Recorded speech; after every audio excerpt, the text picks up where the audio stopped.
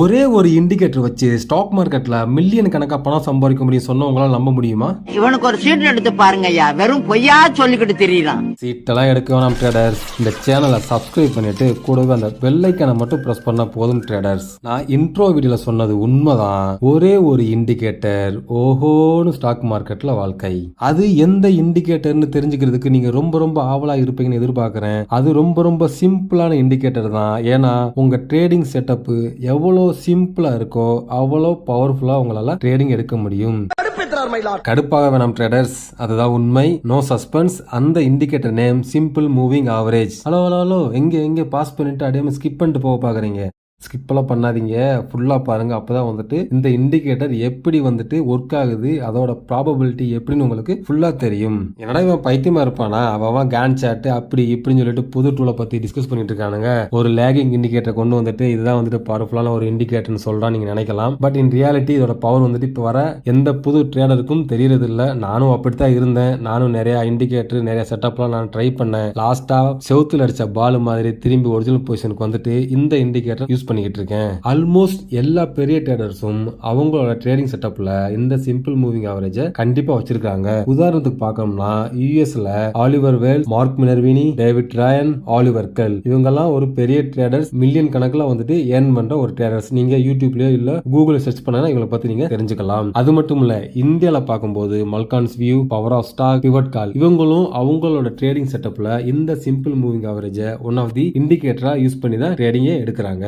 இப்போ உங்களுக்கு ஓரளவுக்கு புரியும் நினைக்கிறேன் ஏன் எல்லா பெரிய ட்ரேடர்ஸும் இந்த மூவிங் ஆவரேஜ் அவங்களோட செட்டப்ல வச்சிருக்காங்கன்னு. இப்போ வர புதிய ட்ரேடர்ஸ் எல்லாமே புதுசா கத்துக்கன்னு புதுசா போறாங்க. பட் ஃபைனலா வந்துட்டு அவங்க ட்ரேடிங் செட்டப்ல இந்த மூவிங் ஆவரேஜ் கண்டிப்பா இருக்கத்தான் போகுது. ஏன் இந்த வீடியோ முடியும் போது நீங்களே உங்களோட ட்ரேடிங் செட்டப்ல இந்த இண்டிகேட்டரை ஆட் பண்ணி ட்ரேட் பண்ண ஆரம்பிச்சிருவீங்க. சிம்பிள் மூவிங் ஆவரேஜ் நீங்க உங்க சார்ட்ல கொண்டு வரதுக்கு டைரக்டா உங்களோட ட்ரேடிங் பிளாட்ஃபார்ம்ல போயிட்டு இண்டிகேட்டர் இருக்கும் அந்த டேபை கிளிக் பண்ணீங்கன்னா சர்ச் பாக்ஸ் இருக்கும். அந்த சர்ச் பாக்ஸ்ல SMN டைப் பண்ணா போதும், மூவிங் ஆவரேஜ் சிம்பிள் வரும். இதுதான் நான் சொல்ற இண்டிகேட்டர். நான் வந்துட்டு ஃபேவரட்ல வச்சிருக்கேன். உங்களுக்கு வேணா நீங்களும் ஃபேவரட்ல வச்சனா ஈஸியா எடுத்துக்கலாம். இப்போ டபுள் கிளிக் பண்ணுங்க, சிங்கிள் கிளிக் பண்ணாலே போதும். பை டிஃபால்ட் வந்துட்டு இதோட செட்டிங் 9ல இருக்கும்.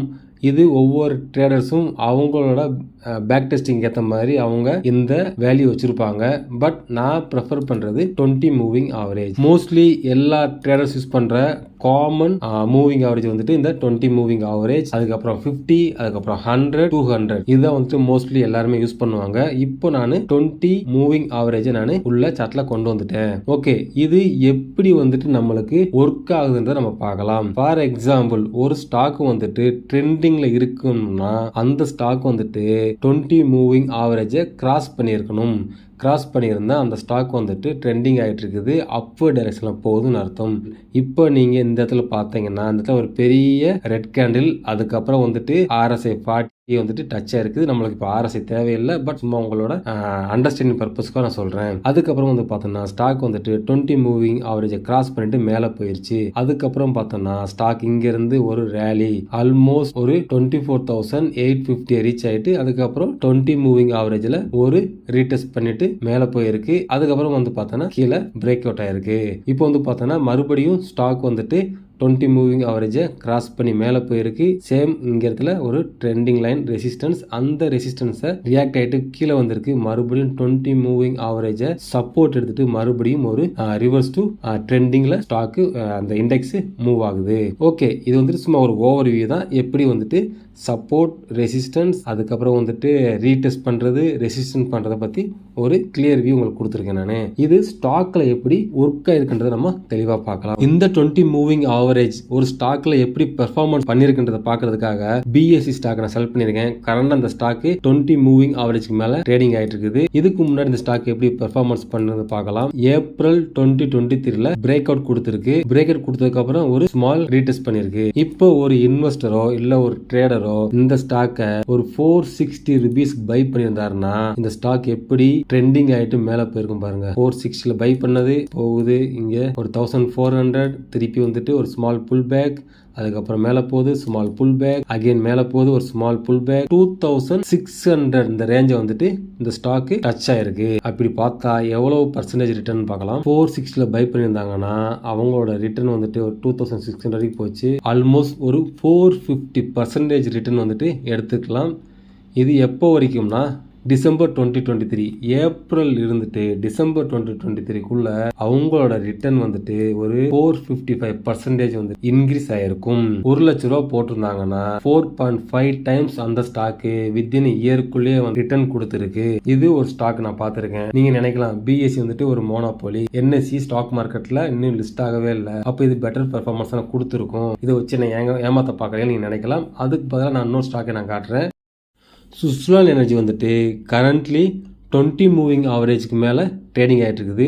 ரீசெண்டாக ஒரு ட்ரேடரோ இல்லை ஒரு இன்வெஸ்டரோ இந்த ஸ்டாக்கை பை பண்ணியிருந்தாங்கன்னா எந்த வேல்யூவில் 20 மூவிங் ஆவரேஜ்க்கு மேலே ஒரு 42.5 ருபீஸில் பை பண்ணியிருந்தாங்கன்னா அவங்களோட ரிட்டர்ன் வந்துட்டு 82 ருபீஸ் வரைக்கும் போயிருக்கும். ஆல்மோஸ்ட் 93%. இத்தனை மாசத்துல மே மாசம் எண்டில் வாங்கியிருப்பாங்க, ஆகஸ்ட் மாசத்துல சோல்வ் பண்ணியிருப்பாங்க. ஆல்மோஸ்ட் ஒரு 90 to 95% வந்துட்டு ரிட்டர்ன் அவங்களுக்கு ஈஸியாக கிடைச்சிருக்கும். இதுவே வந்துட்டு பழைய ஹிஸ்டரி எடுத்து பார்த்தா எப்படி ட்ரேடிங் இருக்கு நம்ம பார்க்கலாம். இந்த ஸ்டாக்கு 20 மூவிங் ஆவரேஜ்க்கு மேல மே மந்த்ல ஒரு பிரேக் அவுட் கொடுத்துருக்கு. ஒரு ட்ரேடரோ இல்ல ஒரு இன்வெஸ்டரோ இந்த ஸ்டாக்ல 1 லட்ச ரூபாய் இன்வெஸ்ட் பண்ணியிருந்தாங்கன்னா அவங்களோட பை வேல்யூ வந்து இங்க பை பண்ணியிருந்தாங்கன்னா இன்கேஸ் இந்த இடத்துல செல் பண்ணியிருந்தாங்கன்னா அவங்களோட ரிட்டர்ன் 400%. 1 லட்ச ரூபா போட்டுருந்தோம்னா 4 லட்ச ரூபா ப்ராஃபிட். என்ன பண்ணிருக்காங்க, ஒண்ணுமே பண்ணல, 20 மூவிங் ஆவரேஜா ஃபாலோ பண்ணிருக்காங்க. அதோட ரிசல்ட் வந்து வித்தின் இயருக்குள்ள 4x ரிட்டர்ன் வந்துட்டு அவங்களுக்கு கொடுத்துருக்கு. மூணாவதா பார்க்கக்கூடிய ஸ்டாக் குரோம்டன் கிரீவ்ஸ். இந்த ஸ்டாக் ஏப்ரல் 2024ல 20 மூவிங் ஆவரேஜ் கிராஸ் பண்ணி ட்ரேடிங் ஆயிட்டு இருக்குது. ஒரு ட்ரேடர் இல்லை ஒரு இன்வெஸ்டர் இந்த ஸ்டாக்ல 1 லட்ச ரூபா இன்வெஸ்ட் பண்ணியிருந்தாங்கன்னா ஒரு 285 ருபீஸ்ல பை பண்ணியிருந்தாங்கன்னா அந்த ஸ்டாக்கை 480 ருபீஸ் செல் பண்ணியிருந்தாங்கன்னா அவங்களோட ரிட்டர்ன் பர்சன்டேஜ் 60%.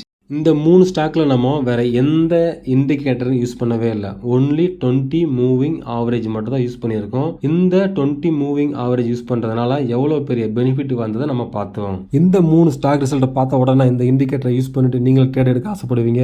அப்படி ஆசைப்படலாம், தப்பே கிடையாது. ஆனா அப்படி நீங்க ட்ரேடிங் எடுத்தீங்கன்னா அந்த ட்ரேட் லாஸ்ல முடியறதுக்கு ரொம்ப சான்சஸ் இருக்கு. ஏன்னா எந்த ஒரு இண்டிகேட்டரை லைவ் மார்க்கெட்ல யூஸ் பண்றதுக்கு முன்னாடி அந்த இண்டிகேட்டரை யூஸ் பண்ணிட்டு நம்ம பேக் டெஸ்ட் பண்ணணும். பேக் டெஸ்ட் பண்ணும்போது தான் தெரிய வரும் நான் எங்க ஸ்டாக்ல என்ட்ரி ஆக போறேன், என்னோட இனிஷியல் ஸ்டாப் லாஸ் ஏது, ட்ரெயிலிங் ஸ்டாப் லாஸ், அதுக்கப்புறம் எப்படி நான் ஃபிக்ஸ் பண்ண போறேன்றது. ஏன்னா ப்ராஃபிட்ன்றது வந்துட்டு நீங்க டிசைட் பண்றது கிடையாது, ஸ்டாக் வந்துட்டு டிசைட் பண்றது. ஒரு ஸ்டாக் அதோட வேகத்துல போயிட்டே இருக்கும், நம்ம அந்த ஸ்டாக்கை வந்துட்டு ஃபாலோ பண்ணி அப்படியே போயிட்டே இருக்கணும். அப்படி ஃபாலோ பண்ணும்போது தான் ஒரு சாதாரண ஸ்டாக் வந்துட்டு நம்மளுக்கு மல்டி பேக்கர் ரிட்டர்னா கிடைக்கிறதுக்கு ரொம்ப சான்சஸ் இருக்கும். ட்ரேடர்ஸ் இந்த வீடியோ பார்த்தா மட்டும் பத்தாது, உங்க ட்ரேடிங் சார்ட்ல இந்த இண்டிகேட்டர் கொண்டு வந்துட்டு நீங்க பேக் டெஸ்ட் பண்ணுங்க. பேக் டெஸ்ட் பண்ணிட்டு அந்த டேட்டா கரெக்டா வச்சிருங்க. அடுத்து வர வீடியோல ஒரே ஒரு இண்டிகேட்டர் நம்ம ஆட் பண்ண போறோம். என்னடா இவன் எரியிற நெருப்புல எண்ணெய் ஊத்துற மாதிரி பேச நினைக்கலாம், பட் அதுதான் உண்மை. ஏற்கனவே வந்துட்டு நம்ம கிட்ட ஒரு பவர்ஃபுல்லான ஒரு இண்டிகேட்டர் இருக்கு. அந்த இண்டிகேட்டர்ல இன்னொரு இண்டிகேட்டர் நம்ம ஆட் பண்ணும்போது நம்ம லாஸ் 50% கம்மியாகும், ப்ராஃபிட் டபுள் மடங்கு அதிகமாகும். அதை பத்தி அடுத்த வீடியோல பார்க்கலாம். Until stay tune village trader.